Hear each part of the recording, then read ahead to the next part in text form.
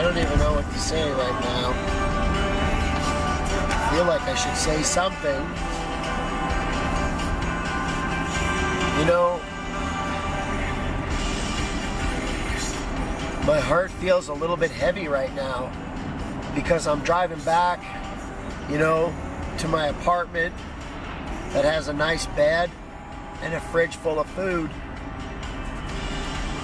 and some pets, you know, with a loving partner. And I can't help but think about the people I met this morning. Now, I didn't record any interviews with any of them. All I did was hang out for a few hours with some homeless people. And I don't know why for so long I complained about life. Woe is me. Because I heard some stories today that'll just tear at your heart. You know, there's a reason why people are where they're at. And it's always because of pain. People got hurt somewhere along the journey of life, and now they've built up these walls. They've come up with these ways of thinking that the only way to deal with some of the things that life throws at you is whatever band-aid solution you can come up with, whatever you can do to medicate the pain, the hurt, the suffering. I spent about an hour with a homeless guy named Jamie this morning. I am going to go back on Sunday and I'm going to have an interview with him and ask him the breath of life questions. But like listening to the guy's story, you know, he's got 3 kids, he's a grandpa, his partner's just ripping his heart out. He's staying down at, you know, the local mission or whatever they have there. Tells me about what life is like there in the mission, and it is not as good as you think. We donate all this money and that, you know, charities spring up, and these charities are supposed to help people, and they do. You know, I went to some places that gave me back my life, or at least were used in the process of the big guy upstairs giving me back a life, resurrecting me from the dead.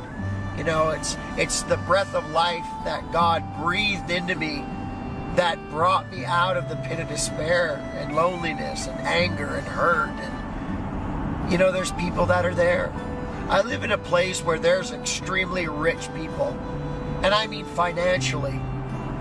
You know, some of the richest people I know are the poorest people, spiritually speaking.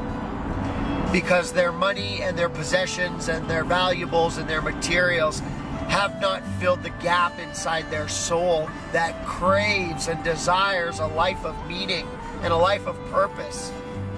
That's why we chase after things. But if you continually chase after things, you're always going to be left empty. Everything is meaningless. Everything is chasing after the wind unless you start to believe the truth that life is bigger than you, that you were designed, that you were created for a purpose. And I believe that that purpose is to make the world a better place, one person at a time, one moment at a time.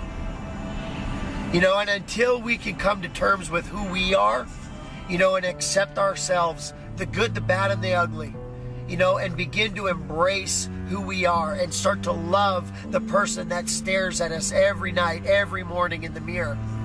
You can't love other people if you don't love yourself. And I was able to feel and experience love this morning in a homeless guy named Jamie. And I'll get into his story more after I interview him. But then I went down and I found another homeless guy. His name was Donnie. Donnie's a big, rough and gruff guy. Boy, he's got gorilla hands. Just squeeze my hand. And Donnie's funny. He's got a lot of sex jokes, funny jokes. He's just a crazy, fun-loving guy. But man, did he hit hard times. And now he's out there picking bottles, doing what he can to make a living. You know, I was able to give him some breakfast and some lunch, just a few sandwiches I made, and some juice boxes, some cookies. You know, I wish I could do more.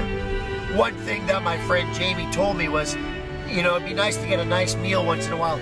I want to be able to drive downtown, some of the homeless people, pull the back window, put a table out, maybe barbecue pork, pulled pork sandwiches. It costs a little bit of money to make good meals like that. But hey, if you want to support, hit that square button at the end of all these videos and support. Because I will cook the barbecue pork and I'll bring it to them. You know, that's no problem for me. You might not be able to come out and with me, but you can still be the hands and feet of love in this world. Just, you can empower other people, you know, and I'm asking you, you know, to help me help others. I don't have a job right now. I'm unemployed. I got 30 resumes out. But some of you, you have good jobs. So if you want to support, I will continue to make these daily videos and you'll see what your support does. So I continue to drive down the street. This is after the plans that I had for this morning fell through. And I met a girl named Wanda. She's an Asian woman, homeless.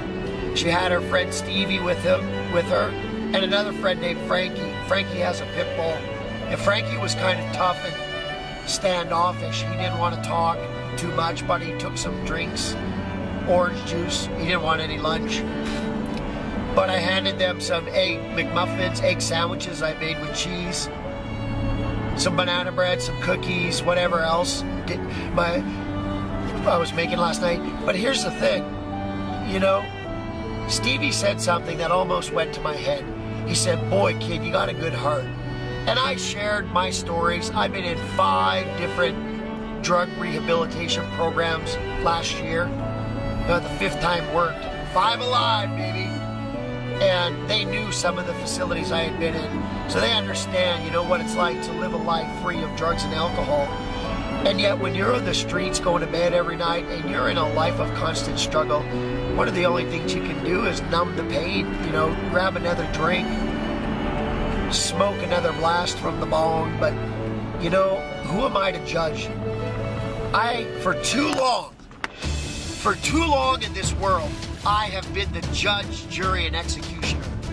I have let myself judge people with my eyes, and I had no time to love them. And now I'm in a position in life where I know what it's like to be down and out.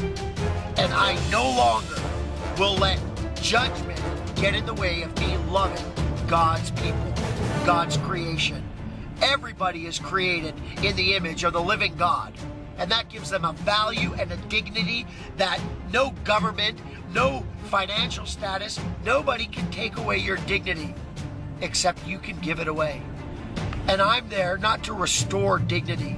I'm there to remind people of their dignity, that they're created in the image of God and they have a purpose and that there is hope for a better day. And you can play a part of that by supporting us and helping me do more work. I love you.